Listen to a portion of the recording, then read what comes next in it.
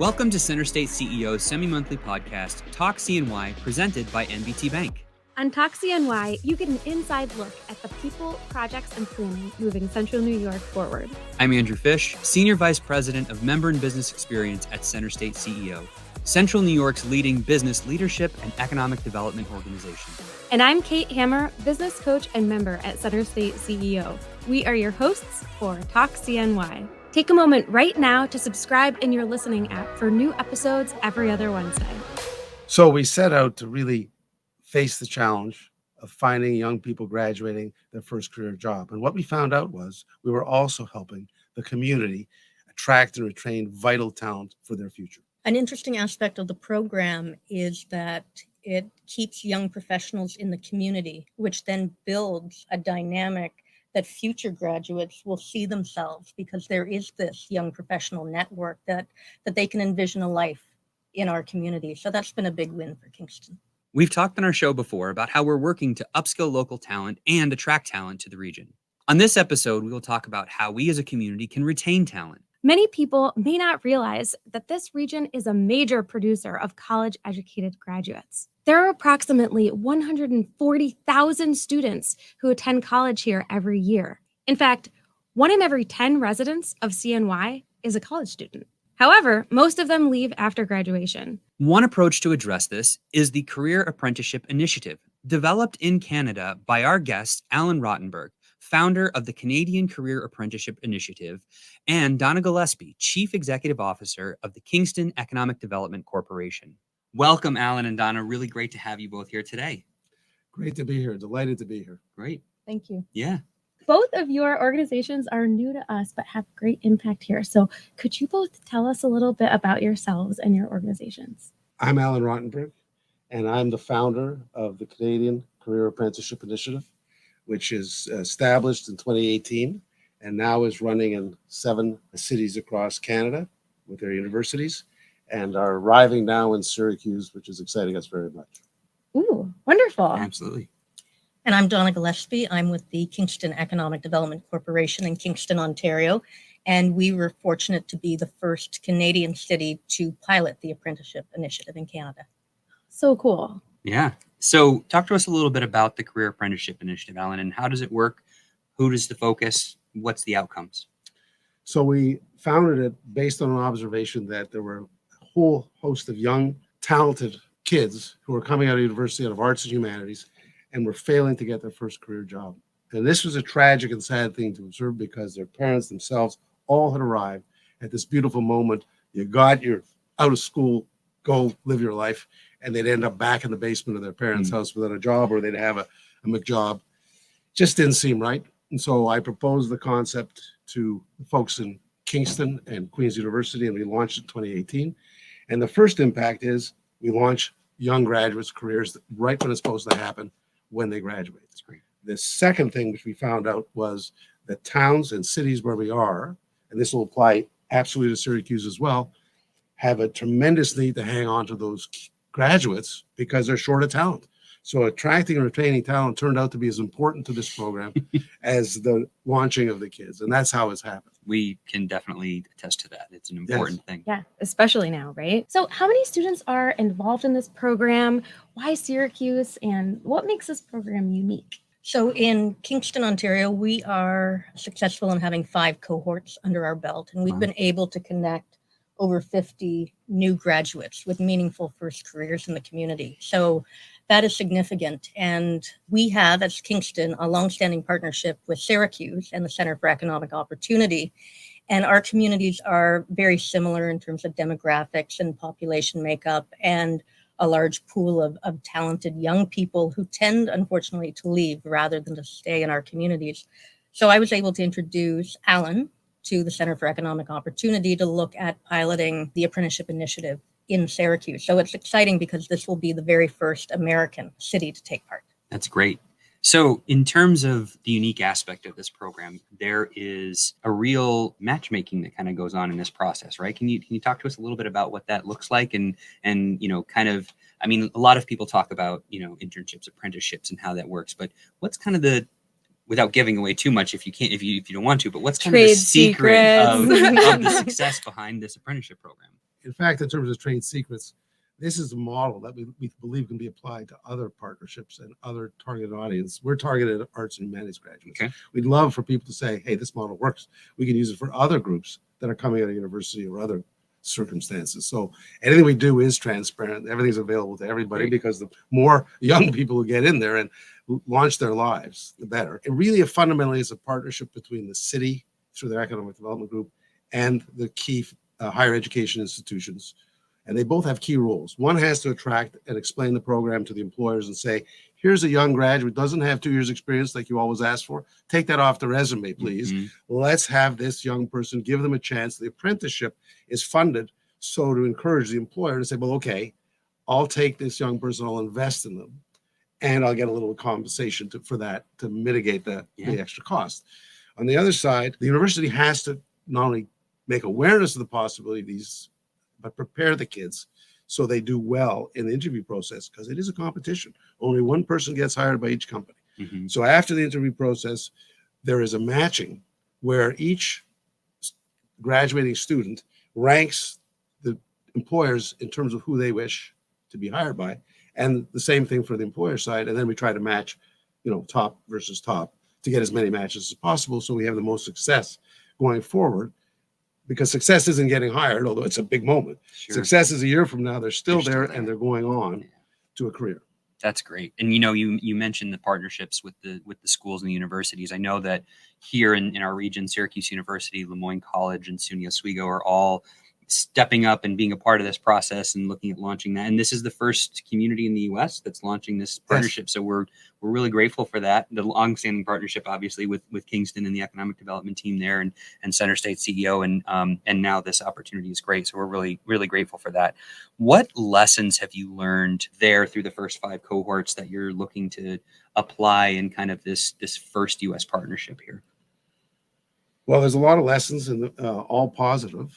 I think Donna will be able to speak more intimately about the employer education and learning process they go through.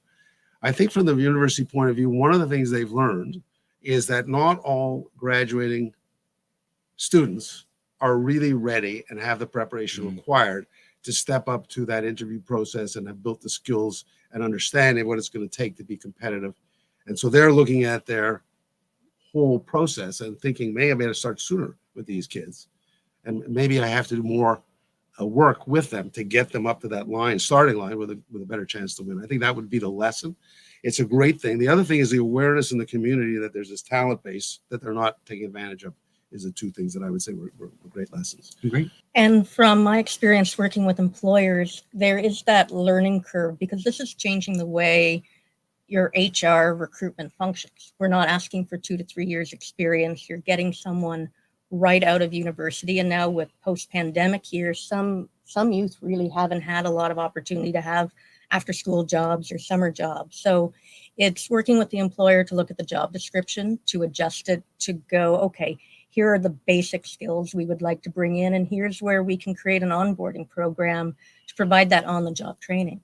So you might not have someone who has the experience working with certain systems or platforms, but the beauty is you can, as an employer, customize your training so that the youth is learning exactly the platforms, whether it's your CRM or your website, the tools that you have, and you can bring them up to speed very quickly. Oh, yeah, that's actually a great point, because, otherwise you might just be in the position of retraining or, so when you think about success in the context of Central New York, what would that look like? I think it would be the same with all the communities that the program is rolled out to. We want to see young people who are having a first meaningful career, so that they're getting the support from their employer, they're getting to work in a team environment with their colleagues, they're gaining skills. And ideally, at the end of the first year, there's a job offer, a growth within the company for that youth. And I know in Kingston, one big metric of success I see is when young people 3 or 4 years after their first apprenticeship, whether they're with the original company or they're with a different company in Kingston, perhaps they found a partner, perhaps they've gotten married. I have an example of someone buying their first house. So they're really setting down roots in the community, which is a long-term investment in our city. That's great. We'd love to see that kind of success replicated here. And I think that's our collective hope for the Yes. future of this program here. Helen, I want to ask you a question. And, being the founder of this initiative, what kind of, I know you kind of talked about seeing those young people not getting that opportunity and having that certificate and that degree, and then realizing that it wasn't the ticket that they thought it was. But what drove you? What motivated you to really want to create this initiative and find partners and communities and universities and employers to make this work? Well, it was really personal because I have two sons and they have arts degrees, and they had a little bit of advantage because I could help them find jobs, or they could go out and find a job, and they got themselves going. But some of their friends just never got off the starting line. It made me a combination of sad and angry. It seems ridiculous that they're all good kids. They're, got their degrees. They're smart. They're fun. Why are they struggling? Yeah. The parents are struggling. The whole dynamic is negative. And I just thought of this idea, and I thought, well, this is something we should try. And I was fortunate to run into someone I knew from previous life who was head of advancement at the time, a fellow by the name of Tom Hewitt at Queen's University. Mm-hmm. He introduced me to Queen's, and Barbara Crow, the dean, and Donna Gillespie, the head of CEO of economic development, said yes, and boom, we were launched. So it's a combination of talent and team and energy that got us to where we are today. And then, of course, the introduction to Dave Mankiewicz from Donna opened this door. So, like many journeys in life, they're fun and filled with wonderful surprises. It's interesting to hear because I know Donna can speak to this, but philosophically, there's so much alignment between what you brought to the table and what's been happening in Kingston with Queens and what we've done here in Syracuse, and it's why we have the partnership that we've developed there. But it's just it's really exciting, and I guess one question I would ask is we know kind of what the success would look like here, but do you have collectively, either of you, a kind of long-term goal for this program? Like what would you like to see? Where would you want this to be 5 years from now, when Syracuse has gone through 5 cohorts and maybe other communities? I definitely think a long-term vision, and we're starting to see it take traction already after 5 years, is that perhaps we don't need to provide an incentive to the employers, that it becomes such a common part of their HR recruitment that they have onboarding programs in place for new graduates, that they see the value of hiring someone right out of school, and they're making that a regular part of their recruitment process. So not to obsolete the program, but it becomes such a commonplace. And we're starting to see that with employers who want to be part of the program to tap into the talented students to put their job postings forward, but they don't actually need or require the incentive on the job subsidy. Yeah. I mean, sometimes the point of an intervention is to have it work so well that you do make it obsolete, right? I think that's exactly right. Ooh, I think you want over time to be the investment to be in new locations to get them going, rather than in locations that have proven it successful, have a whole set of proof, both in the employer and the young graduates, that this works. So you have now opened a new opportunity for the city and for the young person to launch their lives and careers and close the resource gap. Yeah. So I think that's exactly where we have to go for logical reasons, and then of course financial reasons. At some point, the numbers get a little daunting. Sure, absolutely. I think there's also, for university towns, for young people who are graduating, they often see all of their friends, their schoolmates have perhaps returned to their homes or larger urban centers. So programs like this that can help a small, medium-sized community develop its young professional workforce and build that demographic creates an existing base, so that when you're graduating, you can see yourself as a young professional working in that community, and you have the dating and mating pool of young people around, and that's important at that stage in people's life. So to be able to create the demographic and the vibe that a young professional cohort presents, but also to have the career opportunities that geared at a new graduate are important. Yeah, I like that. It's like the more they stay, the more they stay. Exactly. Yeah. That's right. Yeah. We will be back to continue our conversation and talk more about this program and how employers can get involved. But first, here is a note from NBT Bank, Talk CNY's presenting sponsor. Every day at NBT Bank, we focus our business around all the ways we can help yours. We're large enough to offer leading business and digital solutions, but local enough to ensure personalized one-on-one service. So turn to NBT Bank for a full range of business solutions, like capital and treasury management services, even fraud protection, and see how NBT Bank is just the right size to help you do big things. Visit nbtbank.com to learn more and start a conversation. Equal housing lender, member FDIC. There must have been a time when you realized, oh yeah, like we figured something out. This is going to be a success. We need to proceed forward. Can you tell us some stories, share some stories about times where you saw an employer or a student have incredible success? Yes, there's two things here. One, the very first year, we had an event where the apprentice and the employers are. We get to celebrate and to see every smiling faces in the room. And so one of the young men who got a job came up to me and thanked me and said, "Thank you, Mr. Rottenberg. It's really been a difference maker for me. You know, I've spent the last 6 months worrying about getting a job, and now I have a job and I'm staying in Kingston where I wanted to stay, and this is awesome. I'm going home to Mississauga where he lives outside of Toronto. I'm going to talk to my parents. I'm going to see my parents, and you know what? I have friends coming back, and they're coming back to be in their parents' basement. And I'm got a job." That was all the reward that you need to see a young man just alive and thinking, I'm on my way. I have another story about a young woman that I was mentoring, and she, after 4 months, called me up because we talk regularly, said, "They've increased my responsibilities, and I think I should ask for a raise." Ooh. And I said, I think it's a little early. It's a little early here. Yeah. So I said, I think, this is a little early. You should wait a little. So she waited. Several months later, about month 9, she calls me up. She said, "I got even more responsibilities, and I asked for a raise, and I got it." So you see the growth in these people, in these young people, as they grow in their confidence, as they see they can do the job. She went on to be a manager at this company. So those are the things that, you just put down the cell phone and go, life's good. That's amazing. Yeah. And from an employer perspective, I always enjoy when the new graduates, they take their first position in May. And more often than not, I'll have the employer bring their apprentice within the first week of work into my office. And they're so excited to introduce and almost show off the new graduate that they've hired that's part of their team. And it's nice. Kingston's a small community, much like Syracuse, where you stay in touch with people throughout the year, and to see the progression of the new hires. And at the end of the year, the number of return offers that are presented.